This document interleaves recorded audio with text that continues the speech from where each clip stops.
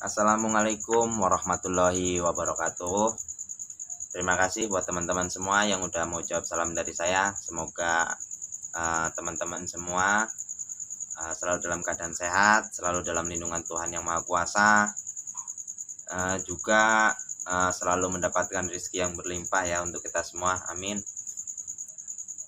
Selamat pagi, selamat siang, selamat sore, dan selamat malam. Tentunya dengan kita selalu berhati-hati ya, kita akan selamat. Kadang-kadang yang udah hati-hati juga namanya musibah, kita nggak tahu. Yang penting teman-teman semua selalu berhati-hati dalam bekerja karena segala kemungkinan bisa terjadi.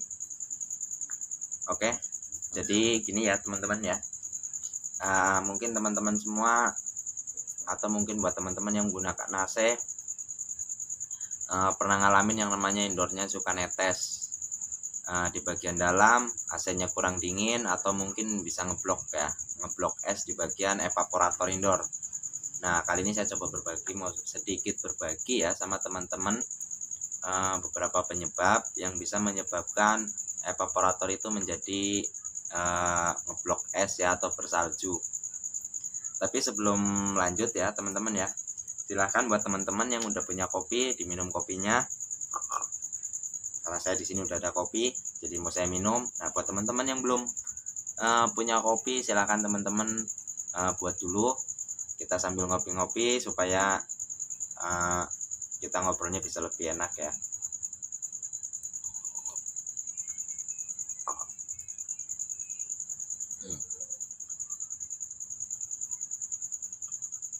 Oke teman-teman, jadi kita langsung aja ya.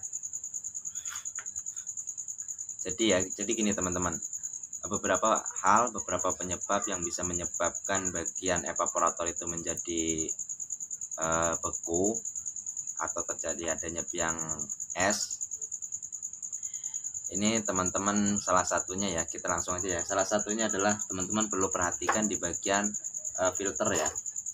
Ini filter tiap AC kan tentunya ada filternya yang seperti ini ya teman-teman ya, di bagian depan evaporator. Nah, ini teman-teman kira-kira udah kotor seperti ini apa belum ya? Nah, ini udah kotor sekali nih teman-teman, sampai rapat sekali ini. Nah, ini kotor sekali ya. Hal ini juga bisa menyebabkan evaporator itu menjadi beku. Nah, ini bekuan yang kadang-kadang dari hal kayak begini nih bisa menyebabkan sampai ke bagian outdoor ini menjadi beku ya. Jadi pipa kecil, pipa gedenya itu dipenuhi sama salju ya atau biang es. Ini yang pertama ya teman-teman. Nah, jadi kalau teman-teman pengen lebih awet atau apa, kalau misalkan teman-teman ada waktu, teman-teman bisa membersihkan filternya ini antara 2 sampai 1 atau 2 minggu sekali lah ya. Teman-teman bisa cuci sendiri karena ini caranya gampang. Dari channel-channel senior juga mungkin udah ada yang memberikan tutorial cara membersihkan filter ya. Mungkin nanti lain kali kalau pas lagi nemu yang kotornya kayak begini saya mau coba buat ya, tapi sekarang bukan mau bahas ini ya teman-teman ya. Ini hanya sebagai penjelasan aja sedikit. Jadi itu ya teman-teman ya, ini yang pertama ya, dari filternya terlalu kotor rapat, akhirnya sirkulasi untuk indoor AC itu nggak ada, tertutup sama kotoran ini. Nah, ini akhirnya membuat evaporator menjadi beku. Itu yang pertama ya teman-teman ya. Kemudian yang kedua teman-teman, mungkin terjadi kerusakan di bagian elektronik atau mungkin di bagian motor fan-nya. Jadi di dalam di sini kan ada fan indoor ya, ada fan, ada baling-baling. Nah, ini baling-balingnya mungkin bisa nggak berputar ya, atau perputarnya mungkin pelan. Itu juga bisa menyebabkan bagian evaporator itu ngeblok es, yang mungkin bisa mengakibatkan sampai ke bagian outdoor tadi ya teman-teman ya.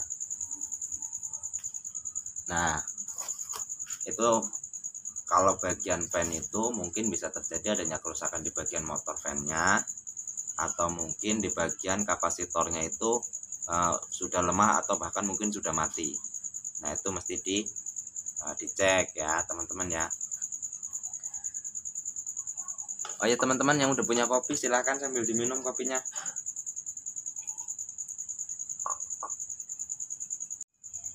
Nah, oke teman-teman, kopinya udah diminum. Kita lanjut lagi ya teman-teman ya.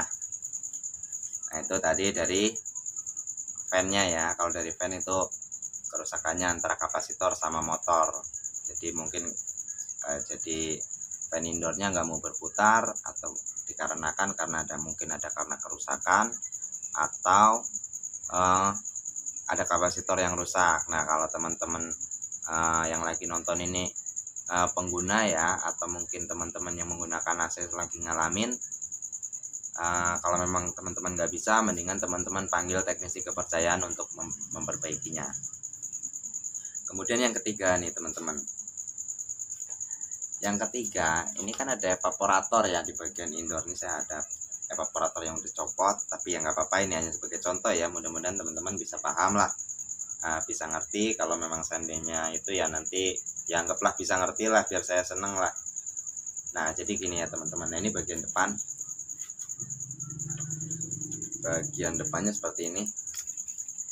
Nah ini ya kadang-kadang kalau lagi hidup nih teman-teman, kalau lagi hidup di bagian evaporator sini kan berair. Nah air ini yang sering tiap hari keluar dari sini, lama-lama kan bisa menumbuhkan lumut ya teman-teman ya. Nah ini seandainya teman-teman untuk perawatannya kurang bagus atau apa, lumut ini juga bisa menjadi kotoran yang menyumbat di bagian evaporator. Nah jadi lumut-lumut yang tadinya jadi kotoran di evaporator sini, di bagian belakang, mungkin bagian depannya sering dicuci bisa bersih ya, bagian depan kelihatan bersih, tapi kalau di belakangnya kotor atau dipenuhi sama lumut, itu juga bisa menyebabkan jadi ngeblok es di bagian indoor sampai ke bagian outdoor ya. Nah jadi kedua pipa outdoornya itu tadi yang saya bilang itu jadi bersalju. Nah jadi kalau teman-teman udah terlalu lama menggunakan AC, ya mendingan teman-teman lakukan ini ya teman-teman, cuci besar lah kalau orang bilang itu ya. Rata-rata orang bilang mungkin katanya cuci besar, supaya apa? Supaya bagian di sininya itu enggak sampai menumpuk kotoran atau lumut-lumut terlalu tebal. Nah kalau teman-teman pengen tahu berapa lama sih untuk melakukan cuci besar itu, ya tergantung ya teman-teman, tergantung dari perawatan AC-nya teman-teman. Jadi nggak bisa dipastiin. Tapi kalau untuk normal ya mungkin sekitar, kalau memang AC teman-teman bertahan sampai 2 tahun ya 2 tahun bolehlah untuk diturunkan, untuk dilakukan cuci besar supaya nanti evaporatornya bersih lagi ya teman-teman ya. Nah itu adalah salah satu beberapa penyebab ya, bukan salah satu ya, beberapa penyebab yang bisa menyebabkan indoor AC menjadi bekuan es, suka netes di dalam, AC-nya kurang dingin.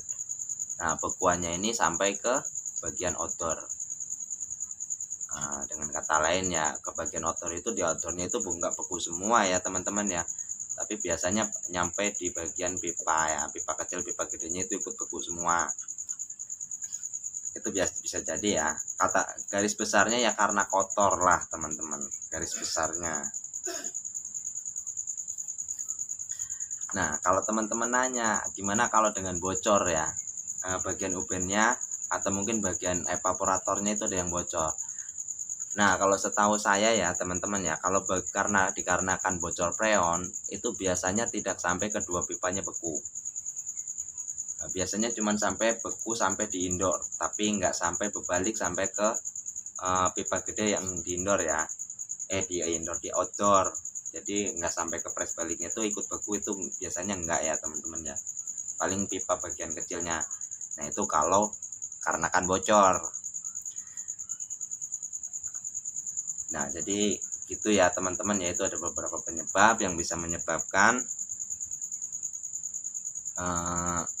bagian evaporator menjadi beku sampai ke bagian outdoor, atau kedua pipa beku sampai ke indoor. Ya pokoknya begitulah ya teman-teman ya. Nah, Jadi kurang lebih gitu ya teman-teman. Mudah-mudahan ini bisa sedikit berbagi, bisa sedikit menambah pengalaman teman-teman. Kalau ada kurang lebihnya ya saya mohon maaf. Mudah-mudahan ini bisa berguna. Terima kasih buat teman-teman yang udah mau nonton dan yang udah mau subscribe. Assalamualaikum warahmatullahi wabarakatuh.